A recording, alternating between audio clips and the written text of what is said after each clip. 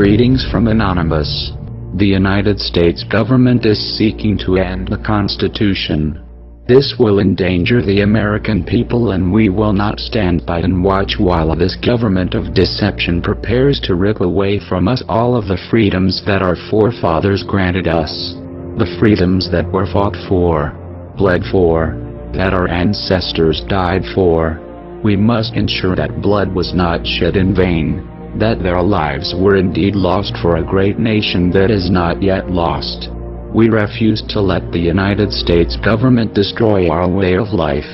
The United States government insists on labeling us as terrorists. The question is, who do we terrorize? Is it probable that the United States government is truly afraid of we, the people? Nevertheless, the time for action is now. It is time to remind the government that we, the American people, are the ones who hold the power of this country, not them. The American people have realized that the current government is no longer functional. Our economy is unstable, our representatives uncooperative, and our system destroyed. We are not calling upon the collective to deface or use a distributed denial of service attack on a United States government agency, website, or affiliate. We are not calling upon the people to once again occupy a city or protest in front of a local building. This has not brought on us any legislative change or alternate law.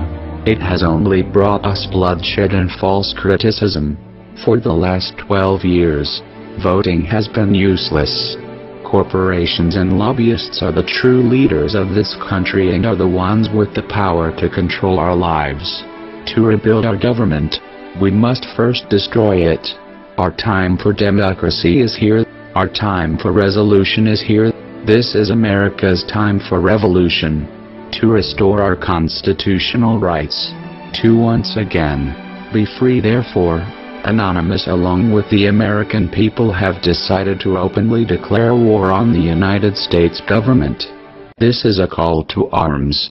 We call upon the citizens of the United States to stand beside us in overthrowing this corrupted body and call upon a new era. We refuse to be a police state. We refuse to be brutalized and dehumanized by the very people our tax dollars fund to protect our cities and streets. We will not allow the government to control our destiny, our right to build a life for ourselves. We demand freedom from government control, taxation, repossession and death. You will not come to our doors and take our guns, our property. You will not force the citizens of this great country to participate in the unlawful act of government-mandated health care. We the people refuse to put in your control our health, our bodies, our minds, our lives. We will not grant permission for the government to deploy drones over our homes and communities. We must end the Federal Reserve. A private central bank should not issue our currency, set interest rates and run our economy. Rather, we need to return control over the currency to the American people where it belongs. You, the United States government, have overstepped your privileges for the last time. Our peaceful actions, patience and restraint have been demonstrated as we watched and waited for our Congress and representatives to speak for the American citizens and protect us from the tyrant that sits in the Oval Office and happily strips the American people of our rights, one by one, executive order by executive order.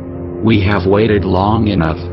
The Declaration of Independence establishes the supremacy of the people and the right and duty to defend the rights of the people over the acts of the government. Our Constitution provides for as many protections as possible to ensure that the government is subservient to the people and only exists for the purpose of serving the people. However, should these protections fail, it is up to the people to rise up against the government and to put the government back in its place. In this capacity, the people act as the fourth branch of government to take control and to override their decisions that violate the fundamental rights of the people to life, liberty and the pursuit of happiness. By what means do the people exercise their authority over the government? That depends on how resistant the government is to complying with the will of the people. In the case of the Declaration of Independence, it meant declaring war on the government and overthrowing them. This is obviously a last resort after taking other steps less harsh. Have we not tried? It is clearly the right and the duty of the American people to overthrow the government in order to restore the United States as a government to serve the people. This is clearly established in historical precedent. This is that time. We have exhausted every other option. Our government has ignored us. We must take action to ensure our freedoms. When the government violates the Constitution, it is the duty of the people to rise up against the government to bring them back into compliance with the Constitution. Our allegiance is not to the government. Our allegiance is to the American people, because they are us, and we are them. We the people have both the power and the responsibility to maintain our government in a manner that best serves the people in the pursuit of life, liberty, freedom, and the citizens of America. You are not alone. There are millions beside you. You will know when it's time. When the government attacks your words, we fight with voice. When the government attacks your guns, we fight with our weapons. To the Small Arms Treaty, you will not remove the Second Amendment on July 27, 2012. We are anonymous.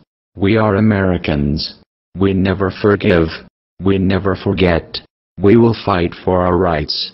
To the United States government, it's too late to expect us.